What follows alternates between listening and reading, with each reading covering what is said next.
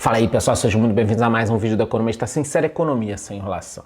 Esse vídeo é muito importante para vocês, porque eu falarei nele sobre inflação, eleições americanas, os ativos que caíram durante todo o problema que a gente está passando e principalmente, no final do vídeo eu falarei o que eu estou acreditando que possa acontecer com alguns ativos, né? E o que eu estou de olho para comprar caso a gente tenha uma queda de todos os tipos de ativos, tá? Fundos, ações, cripto, tudo isso. Esse vídeo vai ser super resumido, mas ele é muito importante, fique até o final. Mas antes de eu começar, me deixa aqui nos comentários a seguinte questão.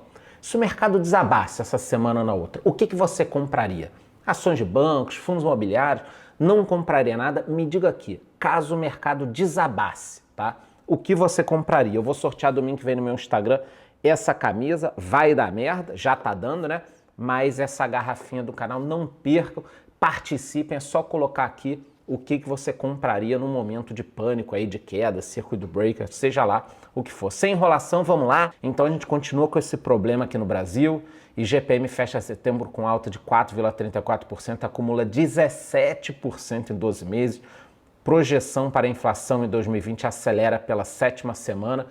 Galera, não dá para brincar com inflação, tá? Todos os países que brincaram, inclusive o Brasil, olha a Argentina aí, Venezuela, Zimbábue, todo mundo que brincou acabou se dando mal. Então, a gente não pode cair nessa balela, um pouquinho, tem gente que fala isso, um pouquinho de inflação é bom. Porra, que bom, quem se ferra é o pobre, tá? Porque quem tem dinheiro, né? E caso a inflação volte aí, a gente vai ganhar dinheiro aqui também. Quem se ferra é o pobre, perde poder de compra, tá? Então a inflação tá aí, é uma realidade e eu já falo isso há muito tempo aqui no canal. Produção industrial tá crescendo, né? Uma recuperação, Brasil e Japão anunciando acordos, a Bolsa tá batendo a marca de 3 milhões de investidores, tem CPF duplicado, né? Você tem 2, 3 contas, eu tenho, mas o importante é o seguinte, tá crescendo, né? Não para de entrar novos investidores na B3.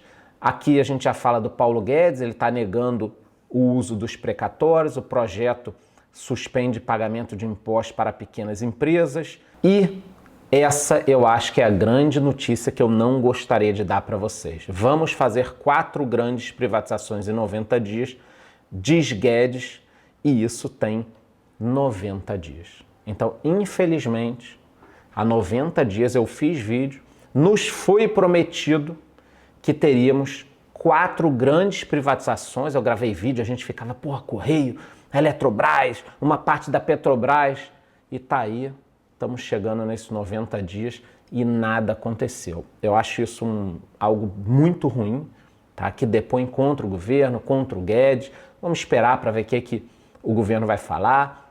Tá acontecendo, nós temos alguns ruídos, vocês estão percebendo, o Guedes com Maia, com parte da equipe. Eu vou falar mais sobre isso no vídeo, tá? E quando a gente olha para fora aqui, bolsas mundiais, aqui no Brasil o Ibovespa caiu pela 5ª semana, né? O Wall Street também fechou em baixa por toda essa questão do Trump. Petróleo caiu e algumas bolsas na Europa tiveram uma alta, tá? Falando de mercados em geral, a sensação é que aqui no Brasil tá tudo meio amarrado, né? E essa sensação tá certa, você tá correto. Quando eu comparo o Brasil com o resto do mundo, o que aconteceu? Durante a recuperação, o mundo seguiu e o Brasil parou. É como se a gente começasse a se recuperar e por causa de questões políticas e fiscais, a gente está ficando para trás. Vamos olhar isso aqui na tela? Então, colocando o gráfico, esse é o Ibovespa, vocês já conhecem, né? Esse é o gráfico de um ano. Vamos dar uma olhadinha aqui, ó. Teve a queda, depois a recuperação, né? Vamos comparar ele com outros índices, SP500, Nasdaq, Nikkei, Dow. Vamos colocar tudo aqui, ó. Olha só, vocês conseguem reparar, né, que todos os índices caíram e se recuperaram e a gente ainda está no negativo aqui, ó, a gente está no negativo. Então o que aconteceu é que todo esse ruído político, essas questões fiscais, essa briga, teve a saída do Moro, agora uma possível saída do Guedes, esses gastos, agora essa questão do STF, tudo isso paralisa o país. Volta para cá, produção, paralisa o país e segura o Ibovespa. Porque o investidor internacional não vai botar dinheiro aqui. O cara olha a Venezuela, uma cagada. Argentina, cagada. Todo mundo em crise. 2020, uma puta crise. Aí ele vê Argentina, Venezuela, não vou botar dinheiro no Brasil. Eu não sei o que está acontecendo. Então, Esse tumulto todo está segurando o Ibovespa. E principalmente em termos de ações, vamos dar uma olhadinha aqui, ó. Ibovespa, vamos colocar aqui quem são os vilões dessa queda. Eu já sei, ó. Bradesco, vamos lá, Itaú, comecem a reparar aí, ó. Os bancos não se recuperaram. Santander, não estou falando mal dos bancos, tá? Estou falando das ações dos bancos. Pelo contrário, estamos de olho. Banco do Brasil. Então reparem o seguinte, ó. O Ibovespa não se recuperou e os bancos estão aqui com 30% a menos do que antes, tá? Nem se recuperaram, está numa situação, volta para cá.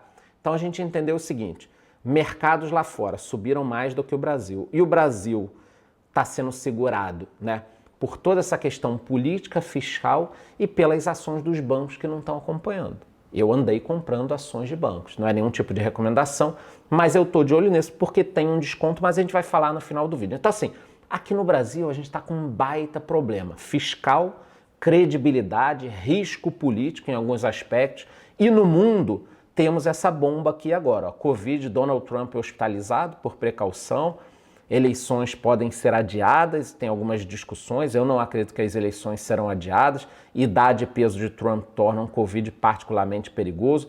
Nas bolsas de apostas internacionais, reparem aqui, ó, o Trump chegou a estar na frente até junho, aí depois o Biden disparou, olha só, depois se encontrou aqui, o índice acabou se encontrando aqui em setembro de novo e Biden disparou agora, 61 a 37. Então o mercado de apostas, aqui não é pesquisa eleitoral, o mercado de apostas está dando a vitória para o Biden. Eu ainda acho que nada está decidido, tá? Nada está decidido. E sobre essa questão de morte ou inaptidão de qualquer um dos dois lados, existe uma linha sucessória, mas no final das contas, se vai ser a Nancy Pelosi lá na frente, se vai ser o vice-presidente, eu não acho que a gente tem que se preocupar com esse tipo de coisa agora em relação às eleições americanas, tá? No final das contas, tudo vai para o Supremo deles, tá? Tudo vai para o Supremo deles, então não dá para saber. E eu venho recebendo muitas perguntas em relação a como funcionam as eleições americanas. O pessoal acha tudo muito complexo. Eu vou explicar em um minuto para vocês. Reparem aí no mapa, tá? Esse é o mapa dos Estados Unidos. Esses são os estados americanos, tá? Esse aqui foi o mapa de 2016. Como é que funciona? Na realidade, são 50 eleições mais uma na capital. Cada estado faz uma eleição. Os estados têm os seus delegados. Então aqui, ó, Califórnia, 55 delegados. Texas, 38 delegados. Então cada estado faz uma eleição e quem ganha naquele estado leva todos os delegados, tá? Existe um ou outro estado que tem uma diferença muito pequenininha nessa regra, mas na maior parte dos estados funciona assim. Então, por exemplo, se o Trump levar o Texas, ele leva 38 delegados. Se o Biden levar a Califórnia, ele leva 55 delegados. Então, em cada estado que você vai ganhando, você leva os delegados do estado e quem fizer mais de 270 delegados leva as eleições. Então, é só isso. É como se fosse o seguinte, São Paulo tem 10 delegados, Rio de Janeiro tem 10 delegados. Então, o presidente que ganhar naquele estado leva 10 delegados em cada lugar. Cada estado tem um número de delegados. Por que não é por maioria, que nem aqui no Brasil? Quem ganhou na maioria leva. Porque os pais fundadores lá atrás acreditavam, né, que essa forma seria mais justa, né? Você não pode colocar, às vezes, meia dúzia de estados com uma população enorme dominando todo o país. É um modelo interessante, é muito mais simples do que parece. Eu espero que vocês tenham entendido, depois eu explico mais. Me siga no Instagram, porque eu falarei muito sobre as eleições americanas, tá?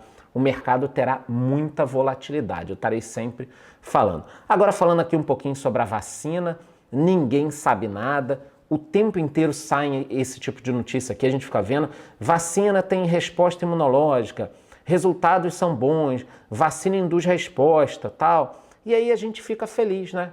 Só que a gente ficava feliz em junho, em julho, em agosto, setembro, estamos em outubro e nada acontece. Eu só vejo o pessoal empurrando com a barriga, né?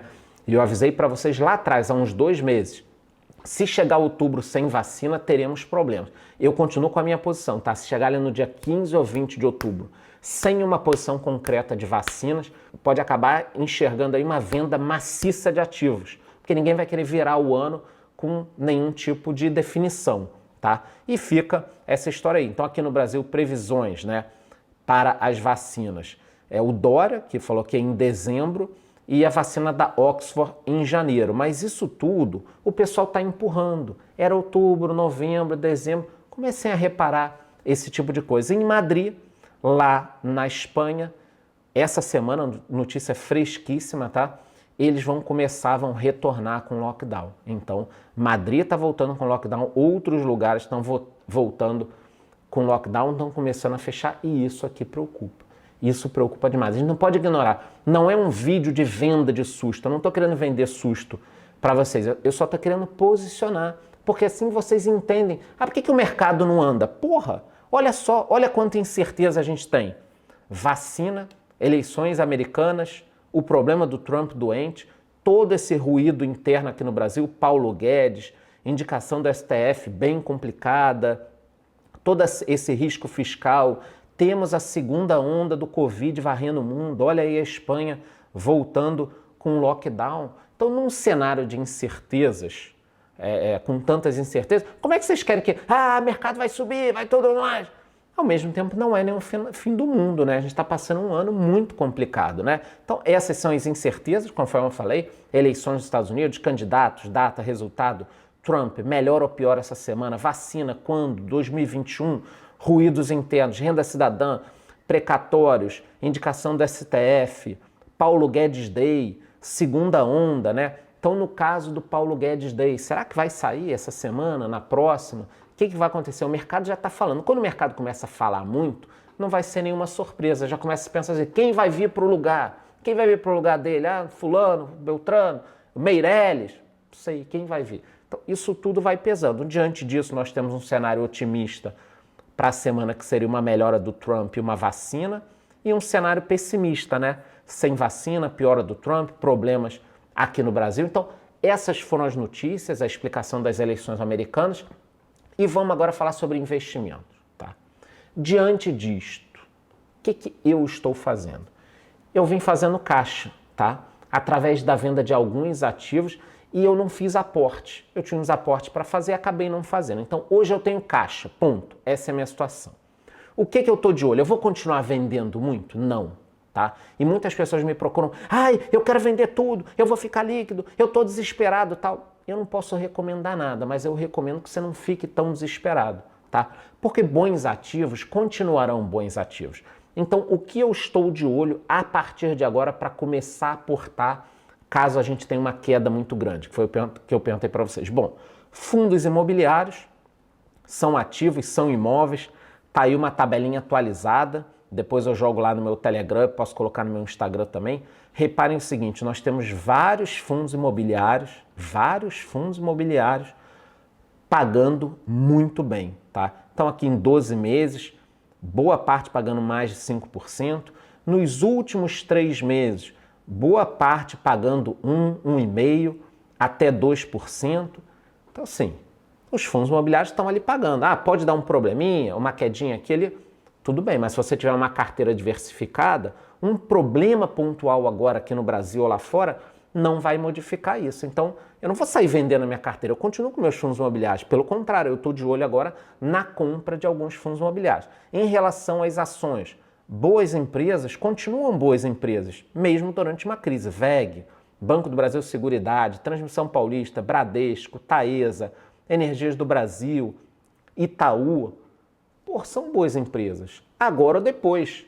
Se vier uma crise muito forte, óbvio que elas serão afetadas, mas são empresas com uma boa gestão. Então, naquela minha carteira de 90%, eu continuo comprado em praticamente todas as empresas que eu botei na tela. Não tenho Bradesco e Taesa, já me mexi de posição, talvez eu volte agora durante a crise. O resto eu tenho outras também. Saiu uma matéria da XP, eu vou colocar aí, eu já falei sobre ela. São perspectivas de dividendos para 2021. Olha aí, AES, Tietê, Santander, Engie, Banco do Brasil, Sanepar, CCR, todas pagando, eu só coloquei aqui empresas que podem pagar mais de 5%. Então, se o mercado tiver uma queda muito forte, um susto, um circuit breaker, é isso aqui que eu vou olhar. Essas são as empresas que eu vou olhar, porque no momento do desespero o pessoal vende tudo, né? Joga tudo fora, joga a história de joga o bebê com a água, né? Então, a gente tem que pegar isso aqui. É isso que a gente tem que ficar de olho. Num momento desse, a gente precisa pegar bons fundos imobiliários, boas empresas. Então, eu já sei o que eu quero. A hora que tiver a promoção, se tiver, eu estou preparado. Se não tiver, eu também estou preparado para pegar isso aqui. Quem gosta de criptomoedas, o que eu acho interessante? Tanto o Bitcoin quanto as moedas mais conhecidas, as altcoins mais conhecidas, e uma opção para quem quer estar em dólar é você comprar stablecoins, tá? São essas aqui que eu coloquei do lado. O que são stablecoins, tá? São criptomoedas que são lastreadas no dólar, são pareadas no dólar. Então, são criptomoedas que valem $1, sempre, tá? Sempre. Existem diversos riscos, depois eu posso explicar melhor, mas quem quer, eu queria dolarizar um pouquinho. As criptomoedas proporcionam isso, depois eu explico melhor, mas você pode comprar uma criptomoeda que vale $1, então você está ali no dólar. Inclusive, você pode até usar para ficar migrando, trocando de Bitcoin para esse tipo de moeda em determinados momentos, se você não quiser voltar para o real. Outra opção aí para quem está com muito cagaço, tem medo, ouro e prata. Também são opções, tá? Deram uma queda recentemente, eu tenho na minha carteira, ainda estou no lucro, né? E estou de olho, porque caso o mercado despenque de forma generalizada, como foi ali em março, se prata e ouro caem muito, eu comprarei. Por quê? Porque eu estou pensando lá na frente. Quando essa crise fiscal atingir Estados Unidos, Brasil, Europa, Japão, Austrália, quando atingir todo mundo a crise fiscal, ela vai atingir, porque está todo mundo imprimindo dinheiro, gastando muito, o ouro deve se valorizar. Então, como eu estou pensando lá na frente, talvez eu possa começar a aumentar minhas compras agora. Então, falei, fundos imobiliários, bons fundos, está aí a tabela, boas ações, pagadoras de dividendos ou que tem muito potencial de crescimento, tá? Ou eu quero pagadoras de dividendos ou ações como a VEG, que tem muito potencial. Porcaria, tomem cuidado, tá? No momento de queda, a porcaria cai muito e se a gente tiver uma crise, ela fica ali parada. Então, foco, bons fundos, boas ações, criptomoedas, eu provavelmente vou olhar ali essas lastreadas no dólar, né, que valem $1, ouro e prata, se tiver uma queda muito acentuada, eu entro. Então, essa é a minha posição hoje. Estarei no meu Instagram a semana inteira em tempo real falando do Trump, falando das eleições, tirando as dúvidas de vocês e não deixe de me colocar aqui nos comentários para concorrer à nossa camisa Vai Dar Merda, mais uma garrafinha, se tivermos uma queda generalizada. O que você compraria? E domingo que vem eu sorteio a camisa. É isso, gostou? Curte o vídeo, curte o canal, bate no sino e até a próxima.